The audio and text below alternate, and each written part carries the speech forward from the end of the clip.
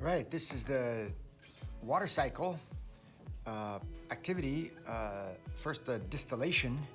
We're going to do distillation by the sun. They do this in the desert.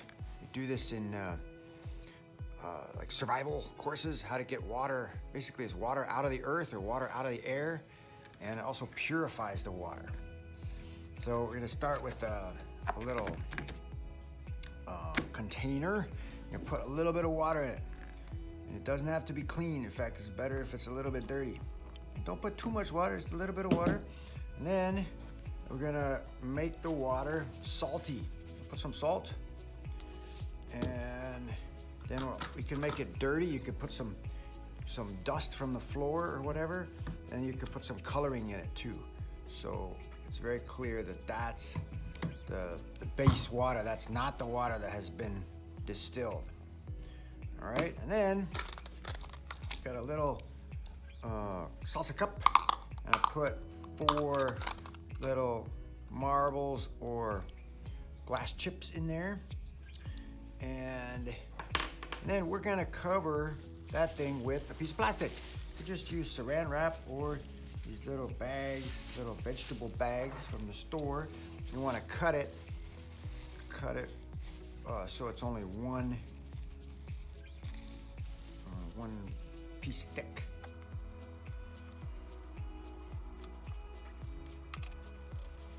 So then you make sure this is right in the middle, and you put this over the top, and then you get your rubber bands, and you put 4 rubber bands together.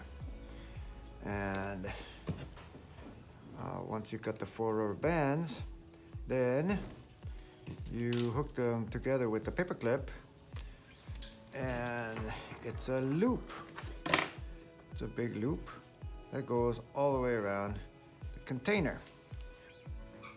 Put it there, make another loop here, another hook there, and there's your container loop. You go all the way around, make sure it's reasonably centered. Works much better with 2 people, 3 people. There it is. And then, you don't want it to be too tight, but it can't be too loose either. And then you get at least 1, maybe 2 marbles or chips to go in right above the salsa cup. And then that's it. And you can take off the other part, or you can just leave it on there. And then you take it outside. It's got to be a sunny day, and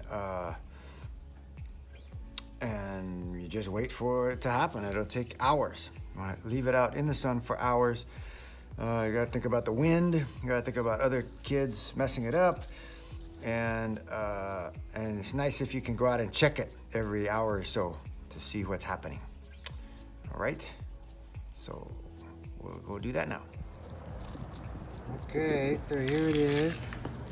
The sun's kind of coming and going, but you could see there's a little bit of condensation already happening on the inside of the bag, and the marbles are getting right over the salsa cup. So if it gets enough condensation, it'll run down the plastic and drop into the salsa cup. And you'll have a little pool of water that's been condensed and purified. Because according to theory, when the water evaporates from the base, it leaves behind all the dirt and the salt and the color. It's completely pure when it's in vapor form. And then when it hits something that's slightly cooler, like the walls of the container or the plastic, then it will condense again and it will be pure water. So at least one person from each group is going to need to test that water, and the way we test it is by licking it. You either lick the plastic or put your finger in the cup if there's any water in the cup, and make sure that the water is pure. Or if it's salty, then something else happens. Some other explanation must be found. So that's the distillation part of the water cycle process. This is also the way they distill water when you buy distilled water. Of course, they've got a big old boiler that's boiling it, and then they've got a much more complicated condenser system, but it's the same basic process.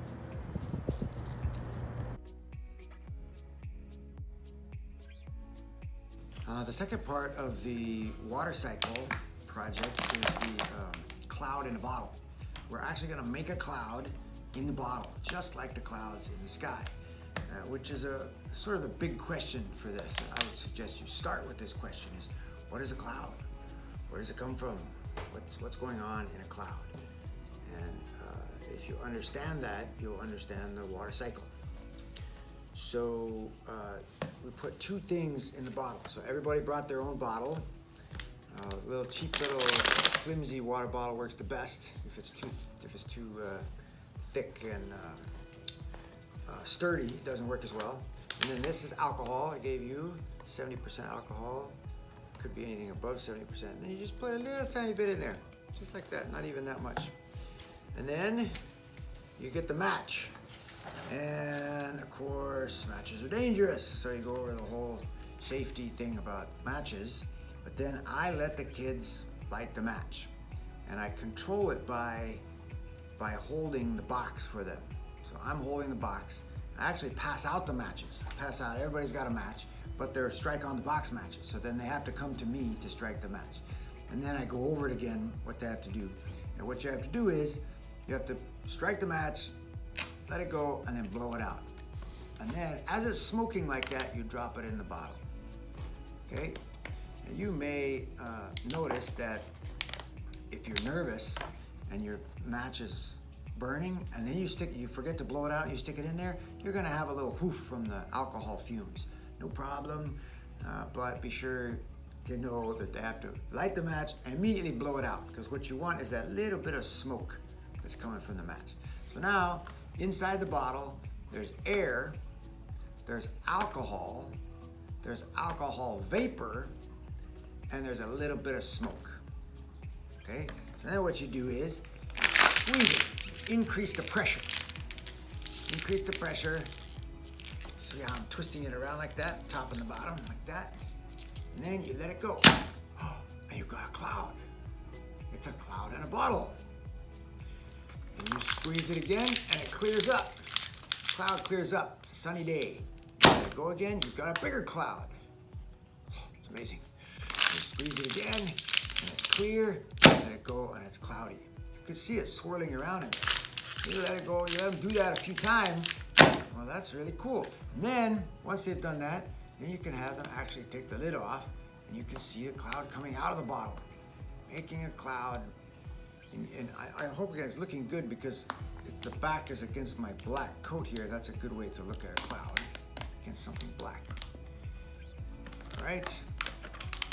So once they've done it, it's kind of done. They could do it again. They could put more smoke. They could just put it up there. Put the lid back on there and set it all up again. But now the bottle is smashed. So now you have to squeeze it a lot more to get the pressure and let it go. And it never quite works as well the second time, but they could do it again. It doesn't help that much to put another match in there. There's plenty of alcohol. They don't need to put more alcohol in. So it's kind of a very short activity. Once they're done, they're done. Then they can throw this in the recycle container. But there's one more thing to notice. When you're squeezing it like that, and it's high pressure in there, feel the temperature. Ask them to feel the temperature with their hands. They're just squeezing on this thing. Does it feel warmer or colder? And don't prime them to this, and don't believe me either, but it's feeling a little bit warmer to me. So when you pressurize something, the temperature also goes up. And then when you let it go, you can feel it again, and it feels cooler. It's like it cooled. That's a key point. Because what's going on in there is the alcohol vapor is in vapor form, gas form, and it's all full. You got the alcohol liquid down here, but then it's also full of alcohol vapor. And when you raise the pressure, that vapor gets a little bit hotter, and it's all in the vapor form. There's no little droplets hanging around it. And then when the pressure drops, when the pressure goes down, the temperature also goes down. So these things follow each other. The temperature follows the pressure. So the pressure goes down, the temperature goes down, and some of that vapor condenses. It goes from gas form to liquid form. All right, well, some of it condensed on the bottom and some of it condensed on the side, but there was also that smoke, just a little bit of smoke, little teeny tiny particles of ash or dirt were floating around in there. And so some of the alcohol condensed on those particles. And that's what a cloud is. It's little teeny tiny droplets of liquid that are floating in the air. And most of the time they have it's called a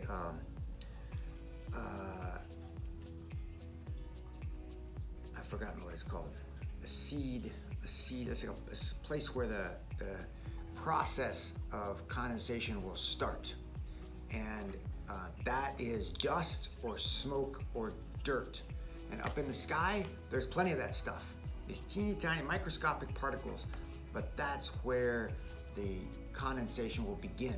So when the temperature drops, the pressure drops, the temperature drops, you get the condensation around these little particles of dust or smoke up in the sky, and that's a cloud. And then all of a sudden you can see there's a cloud. Used to be a clear sky, now there's a cloud. Well, that means the vapor, the water vapor, went to water liquid. And then if the temperature continues to drop and there's plenty of water up there, then these droplets will get bigger and bigger. The more and more water will condense on the droplet, and then pretty soon the droplets will run into each other, and they'll stick together and they'll get bigger and bigger and bigger. And then when they're too big for the air to hold them up, to be floating around, then they'll fall to the earth, and that's rain. Okay, so the common misconception is that a cloud is vapor, water vapor. But the critical point here is that you can't see water vapor. Water vapor is invisible. So if you can see it, that's not water vapor, it's water liquid. But it's not liquid like a cup of water or a bottle of water. It's liquid, these tiny little droplets, billions and billions of tiny little droplets floating in the air. All right, so that's what happens in the sky, that's what happens here.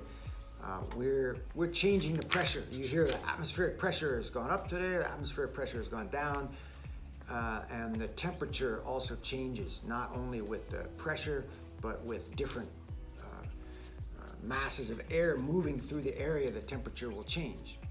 And so all that makes the difference between whether the water in the atmosphere is in vapor form or whether it's in liquid form. And that will make a difference of whether it stays up there or whether it falls to earth.